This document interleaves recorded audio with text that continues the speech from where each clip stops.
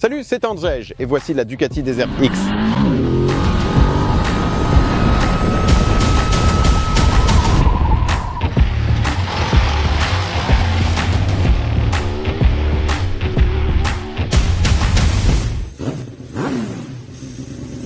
Je suis un peu surpris par cet enregistrement car nous le faisons en milieu de journée et non à la fin de la journée.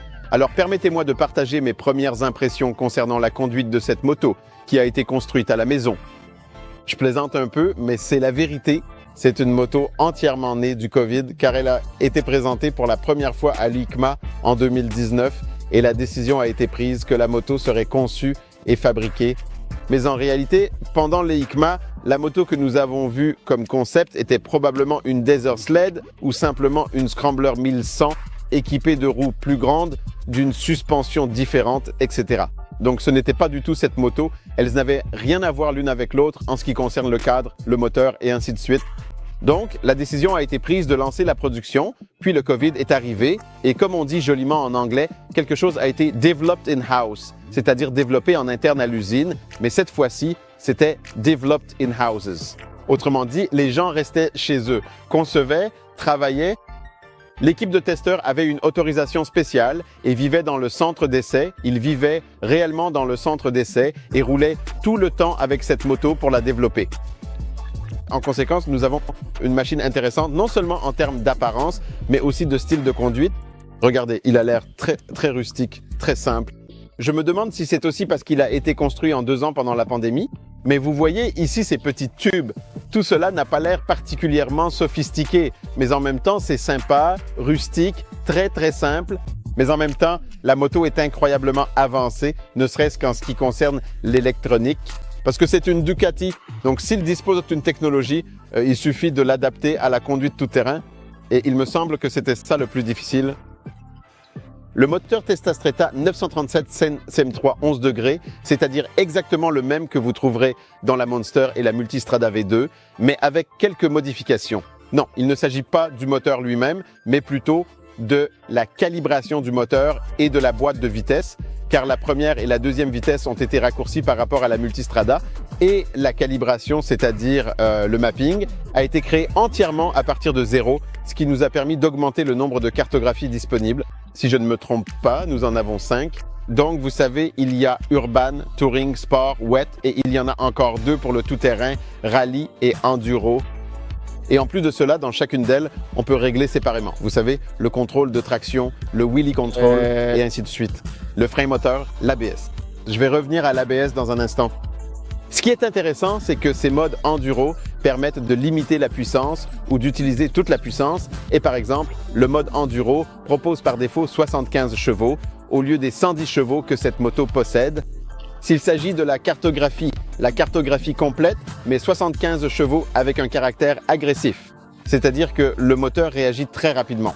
Ensuite, nous avons le mode rallye où l'on dispose de toute la puissance, mais avec une réponse à l'accélérateur réglée par défaut sur la douceur. Bien sûr, on peut tout modifier, donc on peut rouler en mode rallye et activer la pleine puissance ainsi qu'une réponse agressive à l'accélérateur.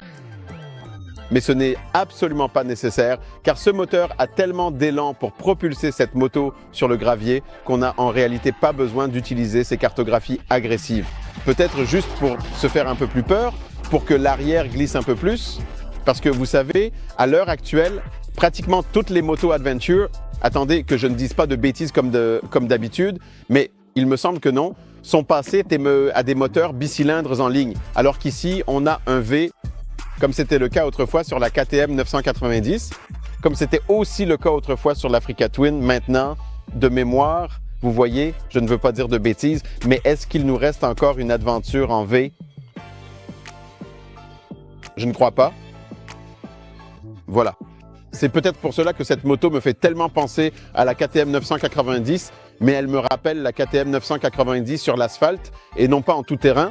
Et maintenant, attention, pourquoi? En bref, selon moi, cette machine est l'une des motos adventure les plus ludiques sur l'asphalte, c'est-à-dire là où, en réalité, la plupart de ces motos sont utilisées. Vous savez, ces Ducati, ils sont géniaux quand il s'agit de construire des motos qui doivent être maniées dans les virages sur asphalte. Nous allons bientôt parler de son comportement en tout terrain et vous savez, chez eux, c'est comme si ça s'était transmis automatiquement à cette moto.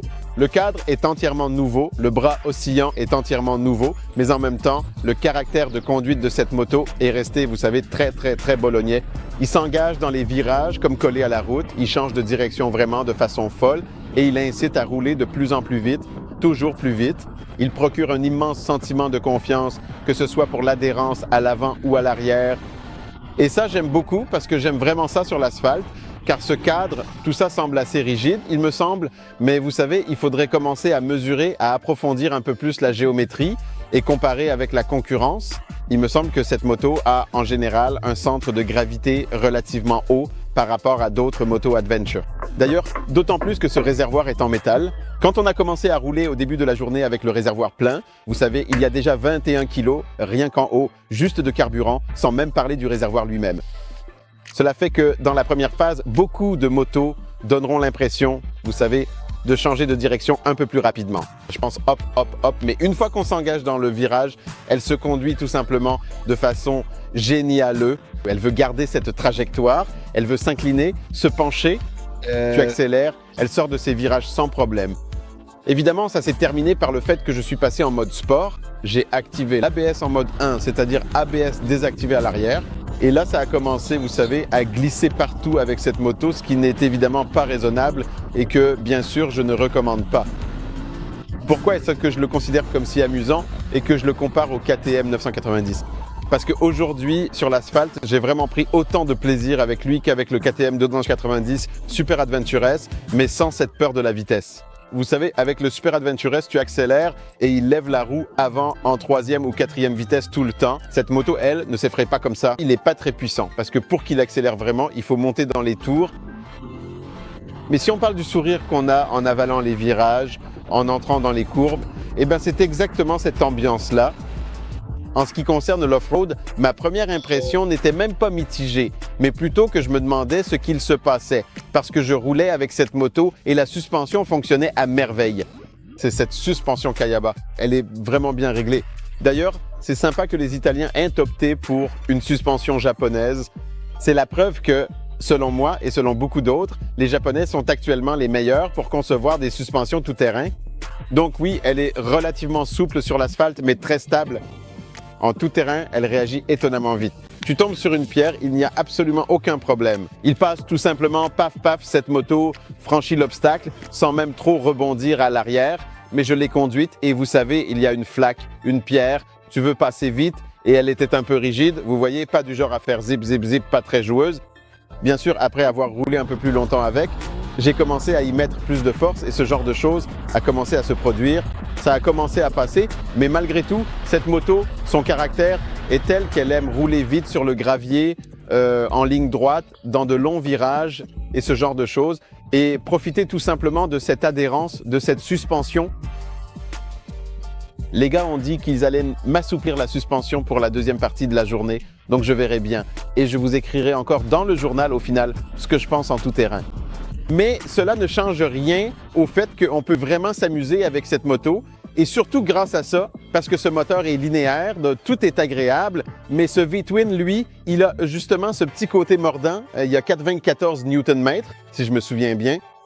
Elle réagit tellement vite, elle est bien plus agressive que ces bicylindres en ligne qu'on voit partout en ce moment. À mon avis, elle est même peut-être un peu trop agressive. C'est tout simplement une moto agressive. Ce n'est pas le genre à être toute douce et gentille. Ici, quand tu règles cette cartographie, la cartographie complète, tu ouvres les gaz et tout de suite, parce que comme tous les Ducati bicylindres, ils n'aiment pas du tout descendre en dessous de 3000 tours, donc au final, on roule toujours autour de ces 3000 tours au minimum et ils s'emballent immédiatement. Ce qui aide énormément, c'est le contrôle de traction. Et là-dessus, les Italiens gèrent ça vraiment très bien, il faut leur reconnaître. Le seul concurrent, à mon avis, en ce qui concerne le contrôle de traction, ce serait KTM, parce qu'ils développent ce contrôle de traction tout-terrain depuis très longtemps.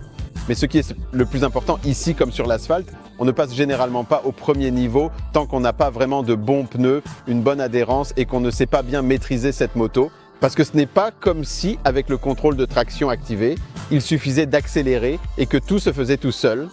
Non, le premier niveau permet vraiment de très grands dérapages. Donc aujourd'hui, j'ai souvent roulé même en niveau 3 parce que c'est très glissant en Sardaigne et c'est agréable de sentir, c'est agréable de ne rien sentir. Tu accélères, la moto part et non, elle ne coupe pas, elle ne broute pas. Tu as juste l'impression que quelqu'un dose parfaitement les gaz à ta place pour obtenir un maximum d'adhérence en sortant de ce virage. Et certains diront que c'est nul. Eh bien, celui-là n'a qu'à désactiver le contrôle de traction, mais j'ai la preuve d'un ami qui a participé à un rallye en Grèce où le terrain est aussi agressif qu'ici et il usait terriblement son pneu arrière. Alors les gars de chez KTM lui ont simplement dit « Écoute, active le contrôle de traction ». Et effectivement, il a commencé à rouler avec le contrôle de traction activé et il restait toujours très rapide. Mais l'ordinateur aidait à ce que la traction ne soit pas rompue de façon aussi agressive tout le temps. Il la gérait mieux et le pneu a tout simplement commencé à s'user moins vite. Et aujourd'hui, toutes les séquences que vous voyez où nous roulons sur les graviers, c'est avec le contrôle de traction activé au niveau 1, voire même au niveau 2. En ce qui concerne l'ABS, il semble aussi qu'il s'en soit très bien sorti, car c'est vraiment glissant ici, avec un sol dur et beaucoup de gravier meuble. Je n'ai jamais eu besoin de désactiver l'ABS à l'avant. En fait, je n'en ai même pas envie, car je me sens en sécurité avec l'ABS à l'avant, ce qui signifie qu'il fonctionne suffisamment bien et n'est pas trop intrusif. Mais c'est bien pensé qu'il y ait un bouton séparé, grand et bien visible, pour désactiver l'ABS. Il suffit de s'arrêter, de le maintenir enfoncé et tu désactives complètement l'ABS. Tu repars et pendant que tu roules, tu peux déjà le réactiver. Il faut s'arrêter parce que c'est ce qu'exigent les réglementations d'homologation. Ici, je vais encore écouter ce qu'on en dit dans les magazines. Parce qu'ici, j'écoute, vous savez, des collègues qui sont peut-être un peu plus expérimentés en matière de rallye ou d'aventure. Et par exemple, ils ont tout de suite remarqué qu'il n'y a pas vraiment de possibilité d'installer une navigation supplémentaire ici. Il faut le faire sur le guidon. Évidemment qu'il y en a déjà un qui est un peu fou et qui veut installer un roadbook ici. Bon, on verra bien. Ducati proposera une navigation virage par virage qui s'affichera sur l'écran, mais vous savez, en ce qui concerne les remarques touristiques, la bulle n'est pas réglable et je n'ai pas d'autres commentaires à faire sur l'aspect tourisme. Ce qui est super, c'est qu'il y a beaucoup d'accessoires et qu'il existe ce réservoir de carburant supplémentaire à l'arrière que vous pouvez acheter en option. Il n'est pas installé ici, mais il y a cette possibilité. 8 litres de réservoir supplémentaire à l'arrière. Quand on est à court de carburant ici, on appuie, la pompe se met en marche, transfère le carburant ici et on peut continuer à rouler. Donc, j'aime de plus en plus cette moto, même si je ne suis pas du tout fan de rouler aussi vite, tout simplement en tout terrain. C'est-à-dire, c'est sympa, mais vous savez, j'ai tout simplement peur. Alors, laissez-moi encore un peu de temps. Je vais rouler avec cette moto jusqu'à la fin de la journée et j'écrirai mon avis complet dans le magazine. Mais ma conclusion finale est que construire des motos, c'est simple. Parce que, écoutez, Ducati, qui n'a pas d'expérience dans les motos d'aventure, enfin, ils en ont un peu, avec la Multistrada Enduro, disons. Donc, effectivement, ils ont un peu d'expérience, mais en 2 ans, ils ont créé une moto à laquelle, au final, il n'y a vraiment rien à reprocher. Parce que vous savez, cette agilité, c'est juste une question de caractère, pas un défaut. Car l'un préfère ceci, l'autre cela. L'un aime qu'elle soit plus vive et agile et ça ne le dérange pas qu'elle soit un peu instable parfois, tandis qu'un autre a besoin d'une moto super stable et sympa et acceptera qu'elle soit aussi agile. C'est facile de construire des motos, surtout quand elles sont belles. Voilà le reste dans le magazine. Je vous salue. Salut! Ou poser des questions, bon, comme ça je saurai en fait justement parce que je saurai. Donc quand je répondrai aux commentaires, poser des questions, peut-être que je pourrai répondre un peu plus. Salut!